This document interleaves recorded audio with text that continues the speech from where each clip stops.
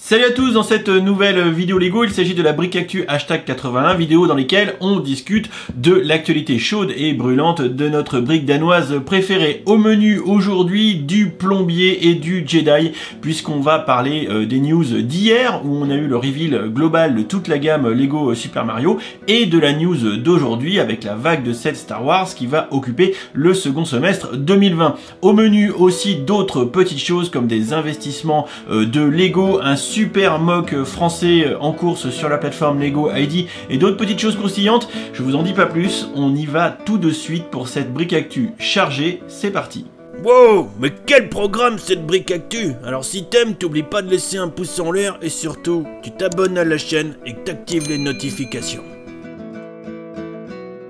Bon alors, bien sûr, on va commencer par ce qui vous intéresse le plus, le Star Wars. Ça fait des semaines, que dis-je, des mois que vous attendez d'avoir les visuels des boîtes qui vont débarquer sur le second semestre 2020. Boîtes qui font suite aux annonces déjà réalisées par la brique danoise, à savoir le fameux Battle Pack de la 501ème, ça c'est MNR Productions qui va être content, le fameux AT-AT à 160 balles qui va sortir cet été, le Razor Crest qui est prévu pour septembre, mais on oublie aussi la Brickheads qui comprend Mando et The Child. Alors au menu, qu'est-ce qu'on a? On a du coup cette liste de 7 avec le calendrier de l'Avent, le Jedi Interceptor, le tank, les Chevaliers de Ren avec le vaisseau de transport, celui de Grievous dont on parle déjà depuis très longtemps, un duel sur l'étoile de la mort et le transport de troupes de la résistance. Pour découvrir tout ça, je vous propose de passer sur les frères Brick, après une introduction sur le blog de William pour détailler un petit peu les sets.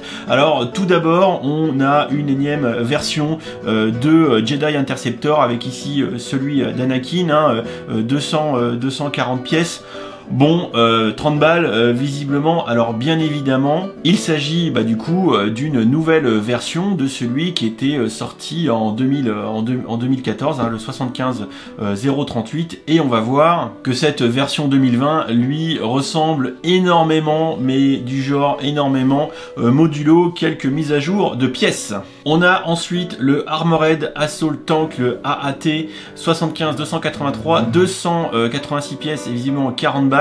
Alors oui, là logiquement les fans de Clone Wars vont chanter la Marseillaise et danser autour je veux dire fumer le cigare de la victoire, si je peux dire ça comme ça. Un set qui est bien évidemment badgé Clone Wars, si je dis pas de bêtises, et qui va être accompagné de 2 figurines qui devraient faire plaisir aux Tifol fans de figue Star Wars, puisque du coup dans ce petit set finalement, qui n'est pas bien sûr sans nous rappeler les souvenirs du 98 de 2009 déjà, 2009 pour avoir un AAT, mais qui a été on va dire plus gros non seulement et avec un petit code couleur légèrement différent. J'en ai d'ailleurs 2 versions qui sont en très mauvais état. Et bien cette version de 2020 comporte de belles choses avec, vous le savez, les clones ici qui ont la petite tampographie dessus qui sont très sympas. Je dis les clones, on a bien compris, les droïdes.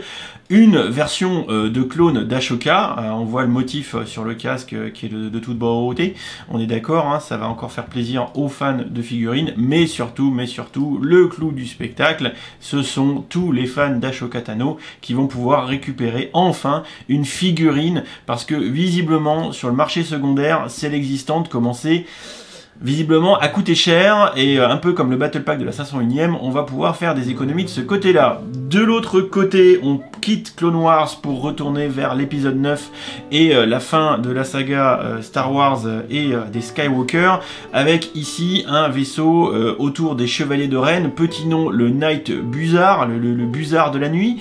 Voilà, donc un vaisseau qui va nous permettre de récupérer Rey, ça on s'en fout un peu, mais surtout encore 2 Chevaliers de Ren. Alors le vaisseau en lui-même est plutôt pas mal en fait, c'est intéressant comme design, au moins ça a le mérite de changer et d'être un peu différent de ce qu'on voit d'habitude. Et surtout, on va avoir des Chevaliers de Ren qui, même s'ils se ressemblent avec ceux qui étaient sortis pour l'épisode 9, visiblement peut-être que pour les casques, on va avoir des choses sympas. Et c'est vrai que le casque de cette figurine-là me semble exclusif. Faudra vérifier, mais je vous avoue que les fans du côté obscur obscurs du Dernier Ordre devraient profiter très largement de cette boîte. Comme le dit très justement William, il faut se rappeler également que les Chevaliers de Rennes, dans la vague de début 2020, ont été dispatchés dans 3 sets différents, le Sith TIE Fighter, le rouge et noir, le vaisseau de Poe Dameron et la Kylo Ren Shuttle noire qui, elle, en possédait au moins 2. Ça fait longtemps qu'on en parle, la voici enfin, bah ouais, le vaisseau de Grievous, quoi, voilà, encore pareil, une énième édition de ce vaisseau qui va nous permettre de retrouver, bien sûr, Grievous, également notre bon vieux Obi-Wan Kenobi et un Airborne Clone Trooper. Alors là c'est pareil, j'imagine que les fans de figurines Star Wars devraient être contents, les motifs sont franchement sympas, j'imagine que ça va être assez qualitatif de ce point de vue là. Là encore on va être dans une redite puisqu'on va reprendre le modèle qui date un peu quand même d'il y a 10 ans, hein, le 80-95, voilà, donc c'est que j'ai au moins en un exemplaire celui-ci, donc on reprend un peu ce modèle-ci en le mettant au goût du jour avec des courbes et un design un petit peu, on va dire, dépoussiéré, mais on reste dans la réédition et ça casse pas 3 briques à un Jedi, on est d'accord.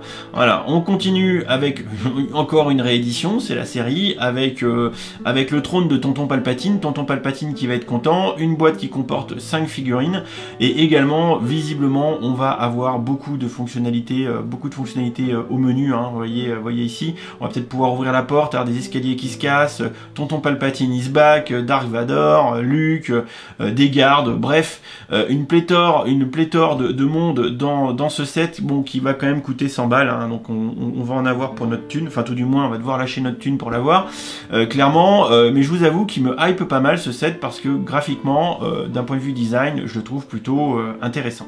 Enfin, le dernier, alors là, on n'est pas dans Clone Wars, on n'est pas dans l'épisode 9, on est dans une adaptation d'un vaisseau qui existe à Star Wars Galaxy Edge dans les studios, dans les parcs d'attractions. Voilà, donc un vaisseau de transport de la résistance. Alors c'est pas sans nous rappeler les réacteurs en mode U-Wing, le code couleur aussi, hein, rappelez-vous du vaisseau du film Rogue One, clairement. Donc là, il y a vraiment un relan de vaisseau de Rogue One, un petit relan de vaisseau de la République aussi, avec la tête avant comme ça arrondie, moi j'aime beaucoup, et encore une fois de U-Wing avec les 4 réacteurs comme ça collés à l'arrière, vraiment petit air de ressemblance. Avec, on va avoir des personnages qui sont ce qu'ils sont, hein, voilà, donc c'est pas exceptionnel non plus, et ça parlera à ceux qui ont fait l'attraction, et peut-être beaucoup moins aux autres, comme moi d'ailleurs. Néanmoins, ici, la petite personnage comme ça de type féminine est assez sympa. J'aime la double couleur dans les cheveux, la petite veste avec l'emblème de la résistance, ça franchement c'est assez classe. Le droïde en brick build là visiblement il sert à rien. Bref, par contre on peut quand même constater que le design global de ce vaisseau vis-à-vis de l'attraction semble relativement fidèle si ça charge, voilà, puisqu'on a ici une vue de côté de biais de notre vaisseau de la résistance. On le voit ici avec le ZZ qui je crois est l'indication du constructeur, je crois, qu'on voit d'ailleurs sur le côté des X-Wing à chaque fois. Et quand on regarde une photo de l'attraction, vous voyez ici sur un wiki Star Wars Fandom, on a une photo qui je pense est celle de l'attraction réelle dans le parc. Il y a quand même une gueule qui ressemble quand même plutôt pas mal. Enfin, la dernière annonce pour Star Wars, c'est le calendrier de l'Avent. Alors je vous dis tout de suite, ça va spoiler. Donc c'est vous qui voyez, soit vous restez, soit vous skippez au prochain timecode qui est dans la barre de défilement pour passer à notre plombier italien préféré. C'est vous qui voyez, mais je vous aurais prévenu, si vous restez, vous allez peut-être avoir votre Noël gâché. Et ce qui est plutôt génial, c'est que pour le coup, là, les frères Briggs, ils ont fait un truc plutôt cool. Ils nous ont dit, pour éviter les spoilers, on va descendre considérablement les photos, mais sachez qu'à partir de maintenant, si vous allez plus bas, vous consentez volontairement à ne pas comment dire, tenir les frères Briggs responsables pour gâcher votre Noël. Voilà. Donc là, on commence à scroll et ça commence à être sympa. Donc là, ils disent, attention, il y a des spoilers. Est-ce que tu es encore en train de scroller vers le bas? Non mais sincèrement, tu crois, tu vas pas être capable d'oublier que c'est pour Noël. Enfin voilà, la traduction très mauvaise. Tu pourras pas dire qu'on t'a pas prévenu, mais tu sais que tu vas peut-être ruiner ton Noël. Il dit que je suis sûr que tu t'ouvres tes cadeaux avant l'heure. Franchement, c'est génial. Aidez-moi, Obi-Wan Kenobi, vous êtes mon seul espoir. Ouais, Princesse Leia, Inside. La probabilité de réussir à tuer votre Noël est approximativement de 3700 contre 1. Dites-moi pas les statistiques. Dernière chance pour faire demi-tour. J'ai un mauvais sentiment à propos de ça. Voilà, ça, le I've got a bad feeling about this. Ils ont sorti toutes les répliques cultes. Et ensuite, franchement, ils se sont fait un très gros kiff. Un très gros kiff à mettre du Star Wars dessiné avec les caractères. Franchement, c'est génial. Et on va enfin arriver, at least, aux photos du set. Et du coup, ce qui va vous permettre de vous décider ou pas si vous voulez acheter ce pack de Noël qui est ici. Voilà le packaging extérieur, 30 balles comme d'habitude. Et ce qu'il faut retenir, c'est que dans cette version 2020 du calendrier de l'Avent Lego Star Wars, vous allez avoir un code qui permettra de débloquer du contenu exclusif en jeu, in-game, pour le jeu Star Wars The Skywalker Saga, si je dis pas de bêtises sur le nom du jeu, voilà. Alors je crois que c'est marqué, mais surtout ce qui est intéressant, c'est ces deux figurines là. Vous le savez, à chaque fois ce qu'on cherche, c'est les figurines exclusives. Les années précédentes, on s'est fait franchement troller. Je pense que Lego a peut-être appris un petit peu, puisque en 2020 on va avoir un concours de pull moche de Noël avec Dark Vador, avec le pull et l'étoile de la mort. Franchement très sympa. J'aime beaucoup, donc là on risque d'être certainement uniquement dans le torse exclusif. Également la même chose, on va avoir un pot d'Amron qui lui donne le change, avec cette fois-ci un pull de Noël moche avec BB-8 dessus. Donc franchement, là on n'a pas une, mais on va avoir deux figurines sympas. Le reste, on s'en fout cordialement. Et sinon, où est-ce que c'était marqué qu'il y avait le cadeau in-game dans le jeu? Voilà, c'est ça. Et and also look out for a code to unlock Star Wars The Skywalker Saga game content. C'est bien ça, c'est Star Wars The Skywalker Saga. Voilà qui conclut cette très large partie, ce très large segment autour des Lego Star Wars, mais je sais que vous êtes des grands fans. J'ai pas poussé l'analyse autour des figurines, autour de l'originalité des sets, etc. Là, on fait l'inventaire. Je vous laisserai faire votre propre avis, me dire dans les commentaires ce que vous préférez ou pas là-dedans. Bon, bah ça a le mérite d'exister, on a quand même une part belle aux rééditions. Moi, j'aurais bien évidemment préféré plus d'originalité, peut-être plus se focus sur les nouvelles séries, etc. Je sais que les fans de The Clone Wars vont évidemment être assez contents de l'AAT et bien sûr des figurines d'Ashoka Tano et des clones. On va pas bouder notre plaisir parce qu'on sait qu'on a le Battle Pack de la 501 qui va arriver. Évidemment, le Razor Crest qui, moi, me fait plaisir. Il y a toujours une rumeur d'un The Child, l'enfant de The Mandalorian en brick build comme Yoda, comme BB-8, etc., etc. Ça, je pense que ça devrait arriver sur le second semestre. Et il y a également toujours la rumeur d'un second UCS pour le mois d'octobre, un truc comme ça. Et visiblement, mon petit doigt me dit, les rumeurs me disent que ce sera une réédition de la Shuttle, évidemment, de Dark Vador. La Tyridium, donc qu'on a eu en UCS il y a déjà longtemps, qu'on a vu réédité en mode normal que j'ai à côté dans la Lego Room. Bref, je pense qu'il y en a certains sur le Discord qui vont être contents, et certains tout court d'ailleurs qui vont être contents de cette réédition. Je pense qu'on va se payer un très beau set UCS en cette fin d'année. Préparez les pépettes. Alors l'autre news, et ça c'est hier, c'est le reveal complet de la gamme Lego Super Mario, visiblement un lancement de type massif que Lego fait rarement, puisque là on nous balance grosso modo 16 boîtes en même temps. Alors là vous avez tous les packs d'extension, vous n'avez pas le pack de démarrage, mais vous avez tous les packs d'extension qui vont permettre d'agrémenter et d'alimenter l'expérience de jeu. On va dire ça comme ça. Vous avez la vidéo ici où ça fait mumuse avec les designers, on s'en fout un petit peu. Globalement, tous les sets sont là. Là-dedans, alors, pour ceux qui pensaient qu'on allait avoir des figurines, bon bah là, vous pouvez vous gratter l'oreille clairement. Par contre, on va avoir ce qu'on appelle des packs de personnages. Ok, ça va être sous forme de sachets vendus 3,99 € pièce, soit le prix d'une mini-figurine. Et on a le reveal ici, on a les 10 qui sont là. Donc on peut avoir 10 figurines assez sympas qui devraient faire assez plaisir, je pense, aux collectionneurs, aux fans de l'univers Mario. Mario. Ça, c'est vraiment le petit truc cool, le petit goodies. On voit ici, ils ont mis ça sous forme un petit peu d'une série de figues à collectionner, mais dans l'absolu, ce ne sont que des petits éléments Brick Build. Attention, tous ces éléments Brick Build vont avoir un petit code barre qui va pouvoir être lu par l'appli, tout du moins par la figue de Mario, pour pouvoir agrémenter l'expérience de jeu.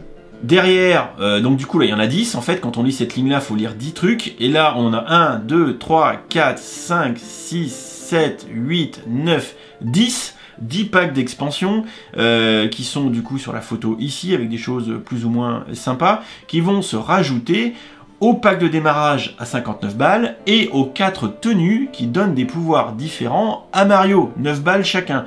Là, William, très justement, nous fait dire que il faudra, accrochez-vous, 540 balles et quelques pour avoir toute la gamme.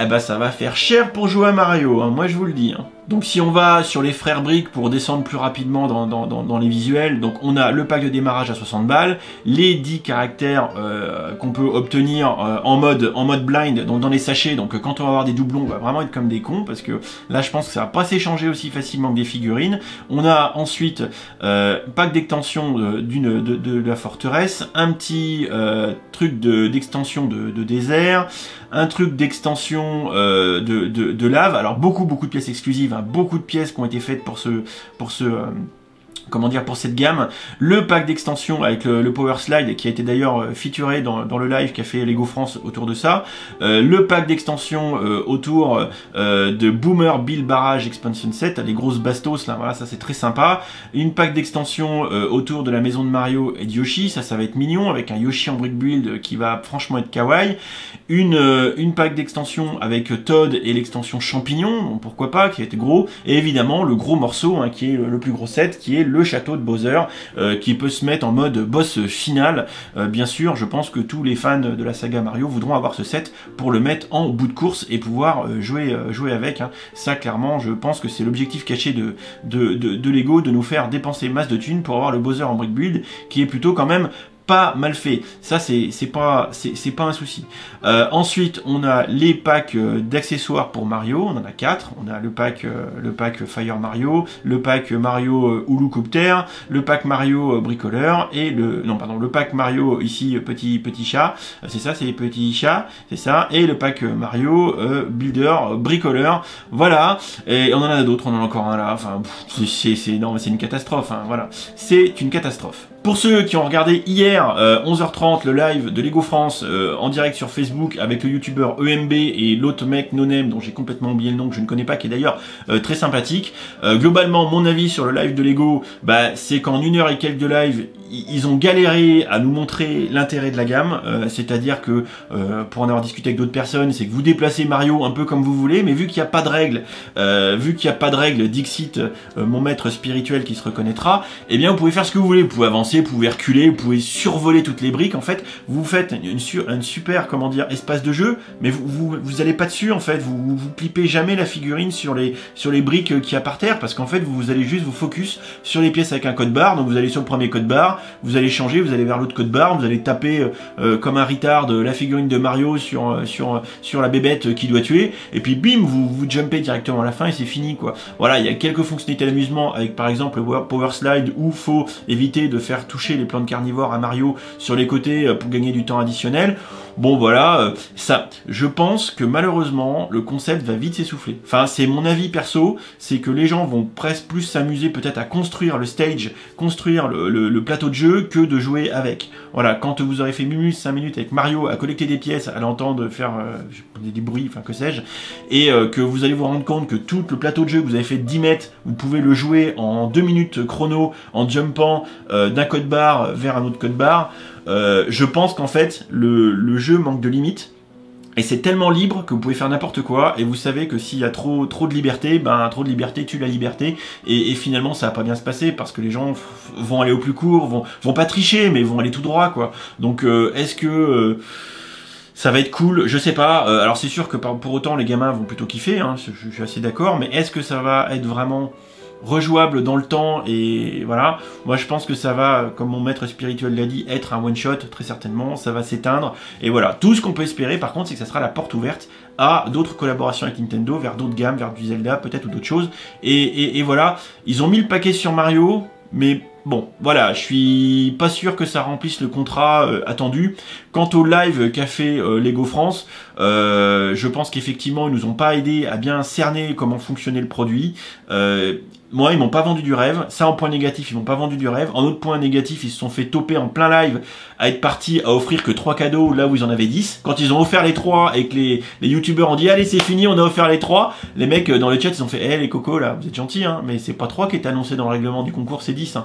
Oh là, il y a eu récupération par le community manager qui fait non en fait il y en a 7 de plus hein.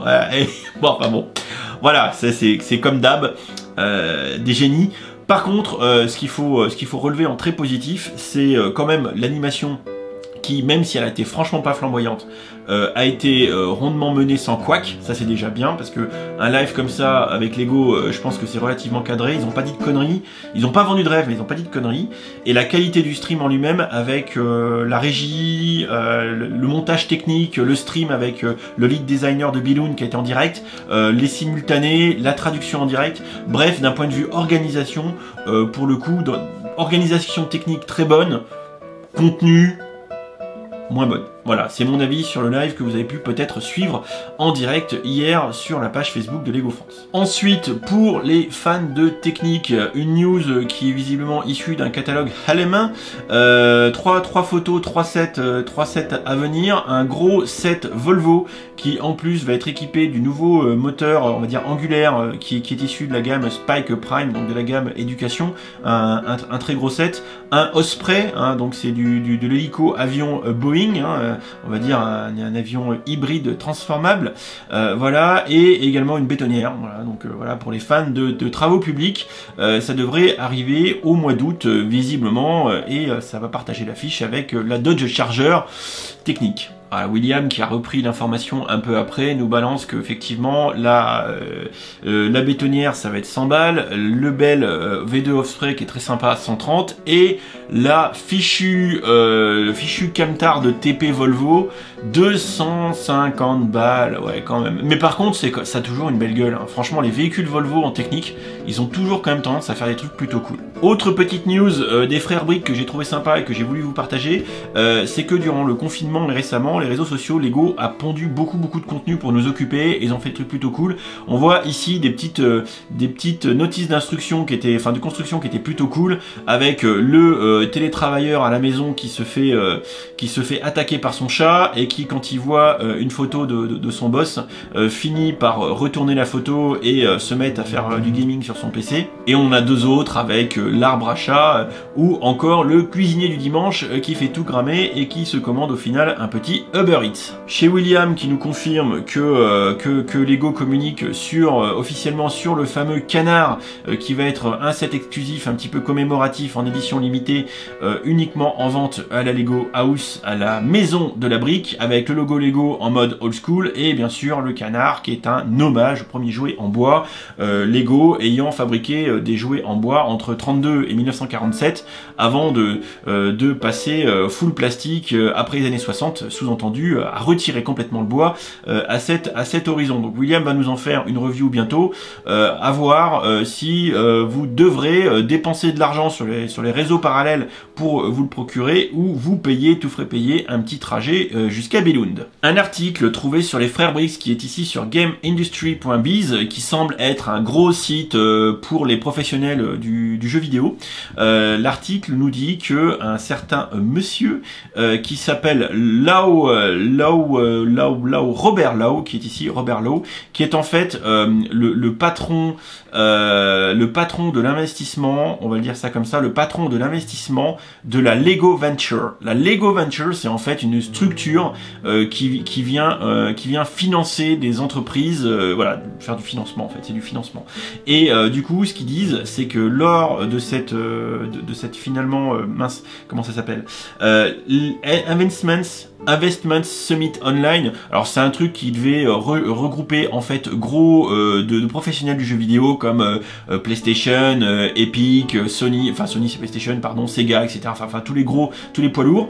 Et du coup le gars de chez Lego a dit que globalement Fortnite était le premier métaverse. Donc grosso modo, le premier méta-univers où en fait tu mixais un jeu vidéo avec un réseau social, avec des grosses fonctionnalités d'univers étendu, un peu comme le concert de machin Scott, de Travis Scott qui a eu lieu in-game. Bref, que Fortnite était la première plateforme à agréger de manière un petit peu virtuelle tout un tas de choses, même si je pense qu'il y a d'autres choses qui ont essayé de le faire avant, mais que Fortnite a une puissance de feu qui est bien évidemment beaucoup plus forte que tout ce qui a pu être créé auparavant, et que Lego semblait s'y intéresser. Alors juste pour info, le Lego Venture, ils ont un site, Ils ont un site de la même manière que la marque Lego exerce la gouvernance sur le groupe Lego, sur la fondation Lego. La fondation Lego, elle, qui va taper plutôt dans le caritatif, de Lego Éducation, qui va taper dans tous les produits, Lego Éducation, etc. De la Lego House, qui est une structure indépendante à Billund, dont on a parlé à l'instant, qui est encore vraiment une entité à part, et comme du coup Lego Venture, qui va être un peu, si vous voulez, un fonds d'investissement Lego, et qui du coup va investir dans des entreprises, qu'elles soient déjà matures ou pas encore matures, dans tout ce qui semble intéressant pour Lego en termes d'innovation, de créativité, autour des enfants bien évidemment, et ils ont un portfolio avec un petit peu les projets qu'ils ont soutenus, vous pouvez aller voir. Il faut avoir envie, mais disons que Lego a quand même plusieurs cordes à son arc. Pour finir, un petit mock français, j'ai été contacté par un certain Rémi, que je salue par mail, qui m'a dit « Tiens, est-ce que tu veux pas parler d'un mock français ?» Et en fait, en regardant sur Lego ID, le projet, alors d'ailleurs que je vais supporter en direct, voilà, c'est fait. Projet que j'ai supporté en direct du coup, et il s'agit d'un magnifique vaisseau steampunk, le Silver Arrow, qui est motorisé. Alors vous le savez, si vous me suivez, je suis un grand fan de steampunk et j'aime beaucoup, et on est en ce moment dans la thématique des bateaux avec les bateaux pirates, donc ça tombe à point nommé clairement, donc une belle réalisation. Moi j'aime le steampunk, c'est peut-être passé un petit peu de mode, mais moi je vous avoue que je kiffe le steampunk, et alors même si j'ai été contacté par un certain Rémi, l'œuvre a l'air d'être une collaboration avec Castor Troy. Alors pour la petite info, Castor Troy c'est pas un lapin de 3 semaines, si vous avez fait des grosses expositions récemment dans l'Est, plutôt l'année dernière, avant le Covid, vous pouvez trouver un mock qui s'appelle Paris 1889. C'est Castor Troy qui, si je ne m'abuse, avec certains de ses confrères, était à l'initiative et à la création de ce gros Paris steampunk 1889 qui était de toute beauté, qui avait fait sensation quand il était sorti. Je vous en avais parlé à l'époque d'ailleurs. Donc c'est rigolo de voir que maintenant il me contacte pour me dire tiens, est-ce que tu pourrais pas parler de notre projet. Et finalement moi le projet je le trouve très bien. Donc pour l'instant 440 supporters. Je vous invite à voter massivement pour ce projet si il vous plaît. C'est français bien sûr, et je vais surtout pas aller explorer la plateforme Lego ID parce que vous le savez en ce moment c'est Bagdad. Je vous ferai une vidéo, mais je pense que si je clique sur tous les projets qui ont atteint 10 000, je veux pas dire, mais à mon avis, il y en a trop. Voilà, ça c'est mon avis. Voilà pour cette vidéo Brickactu #81 qui, comme vous le savez, est déjà bien trop longue, et je vous remercie d'avoir été patient et de l'avoir regardé jusqu'au bout. Vous avez constaté aussi que j'essaye de varier les sources. C'est intéressant de voir d'autres choses, même si ma source principale reste le mangeur de chipolata national qui est William, parce que c'est d'un pratique sans nom, et que de toute façon, à partir du moment où vous tapez chez un fan média, que ce soit les frères Brick, que ce soit Brickset, que ce soit William ou d'autres, ils ont à peu près tous le même niveau d'information au même moment. Voilà, donc en fait, faut bien le comprendre. Quand t'es fan média, tout le monde a la même info en même temps. Donc à partir du moment où vous tapez sur un blog fan média, à part la rédaction, le traitement, le niveau de détail qui peut changer un petit peu, logiquement vous trouvez la même info. Donc c'est pour ça que globalement, si j'allais que chez William, ce serait pareil. Mais c'est vrai qu'on trouve des trucs aussi intéressants quand on va voir nos camarades anglo-saxons. C'est pour ça que j'ai élargi un petit peu le spectre des informations que je vous ai proposées aujourd'hui. N'oubliez pas d'aller voter pour le projet Lego ID de Castor Troy et ce magnifique bateau steampunk. N'oubliez pas de rejoindre mon Discord, bien sûr. Et petit message très rapide, même si j'en parlerai plus longuement une prochaine fois. pas de pub sur mon Discord, et visiblement la guilde des youtubeurs Lego français ont pas compris ou apprécié qu'ils puissent pas faire leur pub sur mon Discord, mais encore une fois, le Discord que je fais est là pour partager du Lego et discuter de Lego, et pas partager des vidéos YouTube à gogo. Je suis désolé de décevoir la guilde des youtubeurs, mais on est là pour parler, pas pour partager à mort des liens YouTube, ça ne sert à rien du tout, et sachant qu'en plus vous avez tous vos Discord perso, bah faites votre pub dessus, hein, voilà. Mais sinon, comme je disais en trollant, je vais monter une régie publicitaire et je vais faire payer à la pub. Je vais dire voilà, alors tu veux une pub, alors hey, tonton Palpatine va se frotter les mains, tu veux faire ta pub, amène la monnaie, amène les V-Bucks, fais péter les V-Bucks. Fais péter les V-Bucks pour faire ta pub. Voilà, donc mais ça va se calmer. Donc voilà, à noter aussi que de temps en temps avec William et d'autres, on peut se retrouver en vocal pour discuter. Alors je vous rassure, c'est pas tous les soirs, c'est pas la fête du site, mais ça arrive et on a fait déjà quelques soirées où c'était assez rigolo. On le fera à l'occasion, mais sans idée de manœuvre. Et c'est un plaisir de pouvoir échanger avec vous, même si je vous avoue que depuis quelques jours que j'ai lancé le Discord, je fais plus la police que autre chose. Et en bon tonton Palpatine que je suis, il y en a qui ont dit mais Dimitri sur YouTube c'est un labrador, il est tout mignon, et sur Discord c'est un espèce de monstre enragé avec des dents super pointues, etc. Ce qui est totalement vrai, parce qu'en fait je fais la police, moi je supprime tout sans pitié, voilà, donc en fait les gens sont prévenus en fait, hein. Genre en même temps, les gens qui débarquent sur Discord, ils doivent pas regarder mes vidéos, parce qu'en fait je le lis tellement de fois à chaque fois, qu'ils doivent se dire mais pourquoi en fait il est vilain, mais en fait non, c'est juste normal, voilà. Je vous fais à tous des bisous, je vous souhaite à tous une bonne fin de journée, j'espère que vous avez kiffé cette longue brique actu autant que moi, beaucoup de choses, de quoi encore vider nos portefeuilles, mais à force on est habitué, hein. C'est le jeu, ma pauvre Lucette, et à bientôt pour une prochaine vidéo. Je vous fais des bisous et puis voilà. Allez, ciao ciao.